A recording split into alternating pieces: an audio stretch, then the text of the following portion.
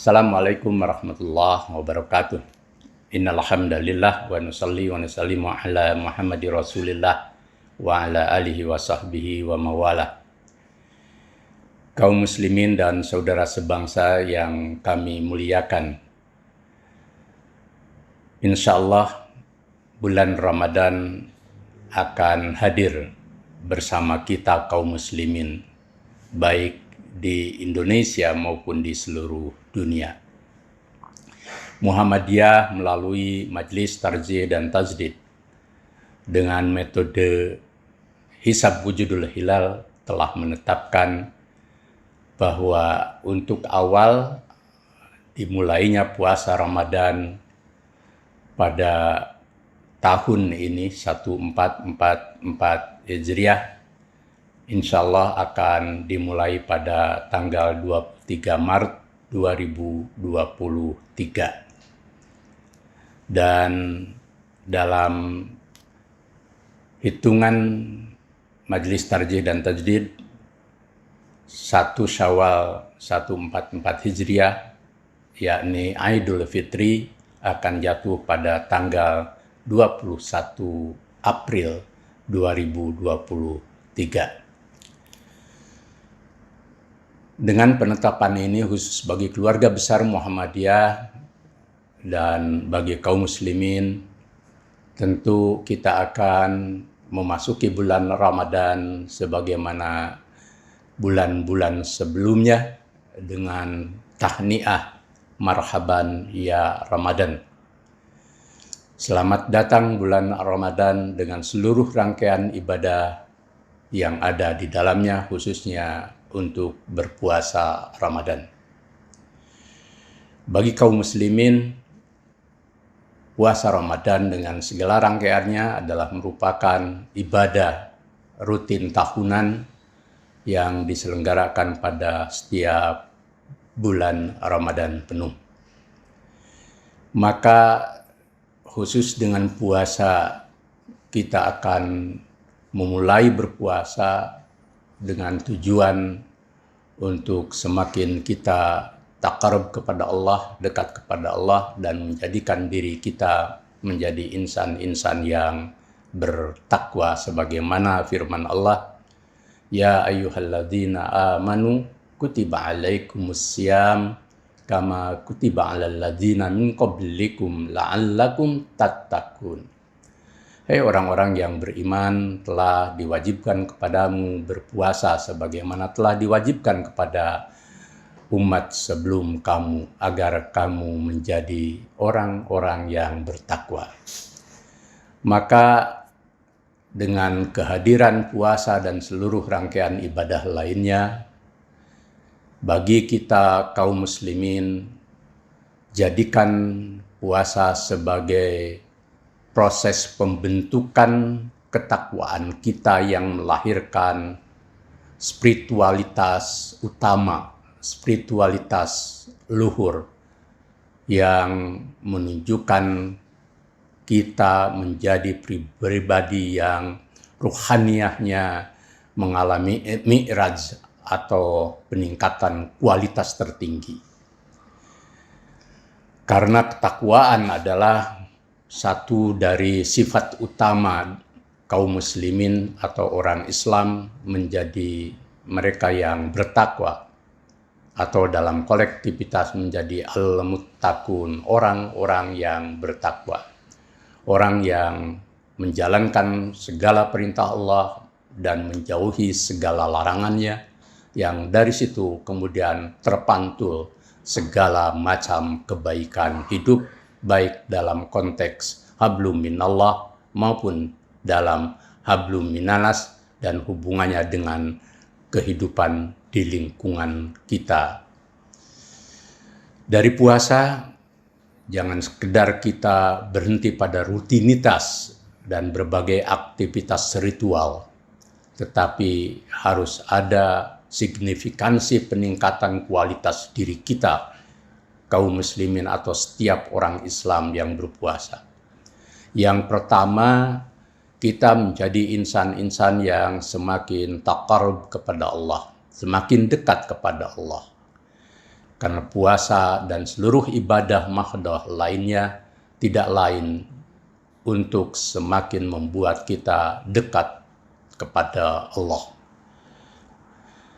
Dalam konteks ini maka setiap muslim dalam menjalankan ibadah, inna salati wa nusuki wa mahyaya wa mamati lillahi rabbil alamin, sesungguhnya dalam sholat dan seluruh ibadah kita termasuk puasa tidak lain diabdikan kepada Allah Subhanahu wa Ta'ala, dan kita menjadi orang-orang yang selalu ikhlas, selalu bersih, selalu taslim, tunduk dan taat kepada Allah. Dengan ketaatan kita kepada Allah, maka insya Allah kita akan menjadi orang-orang yang selalu menjalankan segala hal baik dan selalu menjauhi hal-hal yang buruk, hatta kebaikan itu betapa sulitnya kita wujudkan dan keburukan itu betapa banyak peluang yang harus kita lakukan. Bahkan bagi orang yang dekat dengan Allah, dia tidak akan menyimpang, dia tidak akan korupsi, dia tidak akan menyeleweng, dia tidak akan melakukan hal-hal buruk, hatta punya peluang. Saya yakin dengan puasa akan terjadi gerakan spiritualitas tertinggi di mana setiap orang muslim di Indonesia, karena semakin dekat kepada Allah, dia akan terjaga hidupnya, baik sebagai pemimpin maupun sebagai umat. Yang kedua, dengan puasa dan menjadikan diri kita semakin bertakwa, kita akan menjadi orang-orang yang berakhlak mulia. Innama bu'istu liutamima makarimal akhlak. Islam hadir di mana dibawa oleh Rasulullah tidak lain untuk menyempurnakan akhlak. Puasa satu di antaranya adalah membentuk kita menjadi insan yang berakhlak mulia. Ketika orang berpuasa, maka seluruh jiwanya tunduk kepada Allah dan melahirkan kebaikan dalam dirinya, sehingga menjadi orang-orang yang terbaik. Mereka yang selalu menginfakkan hartanya di kala lapang maupun di kala sempit, yang mampu menahan marah, bahkan memberi maaf kepada orang lain, bagian dari sifat takwa. Alladzina yunfikuna fis-sarai wad-dara wal kadiminal ghaid wal afina 'anil nas. Yang kita simpulkan adalah mereka yang bertakwa, akhlaknya mulia. Ketika hari-hari ini kita diresahkan oleh perbuatan dan perilaku mewah sebagian anak bangsa, sebagian elit bangsa, maka saatnya puasa dijadikan sarana untuk menundukkan diri agar kita tidak menjadi orang-orang yang israf, orang-orang yang berlebihan. Karena puasa mengajarkan kita untuk belajar tidak berlebihan. Makan, minum, tetapi jangan berlebihan. Wa kulu wasrobu wala tusrifu. Sikap hidup mewah bertentangan dengan kebiasaan dan kebaikan puasa maupun ajaran agama secara keseluruhan. Maka ketika kita berpuasa pada hari ini dan selama sebulan penuh, jadikan sebagai sarana membentuk akhlak mulia. Satu di antaranya, kita tidak hidup hedonis, kita tidak hidup mewah berlebihan. Yang ketiga, dari puasa, dengan membentuk diri kita menjadi insan yang bertakwa, kita menjadi orang-orang yang senantiasa menjaga persatuan, menjaga keutuhan hidup bersama, menjaga persaudaraan. Ketika ada orang mengajak bertengkar, Nabi mengajarkan kita, inni shaimun, aku sedang berpuasa. Puasa menahan diri dari marah, amarah, kebencian, dan segala bentuk pertengkaran. Ini bisa diproyeksikan di dalam kehidupan kita sehari-hari. ketika di tubuh bangsa ini ada terjadi perbedaan-perbedaan paham, pandangan politik, dan lain sebagainya, maka dengan puasa kita diajarkan untuk hidup damai, diajarkan untuk hidup rukun, dan diajarkan untuk hidup bersaudara atau bersatu.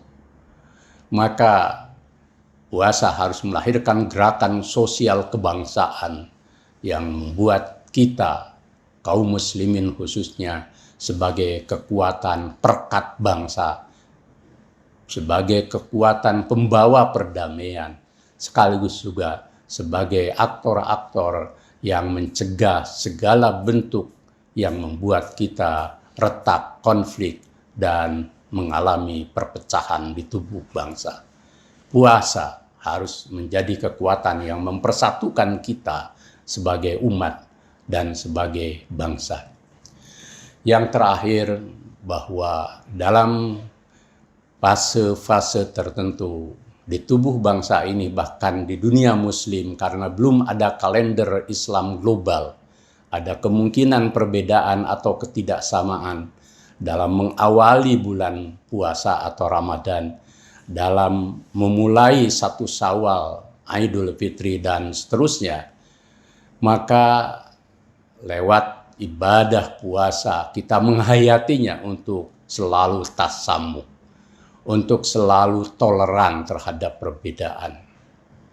Malulah kita kepada Allah dan pada teladan Rasulullah bahwa ikhtilaf, karena kita masih berbeda ijtihad di dalam menentukan awal Ramadan, satu Syawal, dan bulan Dzulhijjah, kita masih terjadi pertengkaran atau kemudian perbedaan yang membuat kita terus berselisih, saling mengolok-olok, dan saling menyalahkan pendapat dan ijtihad masing-masing.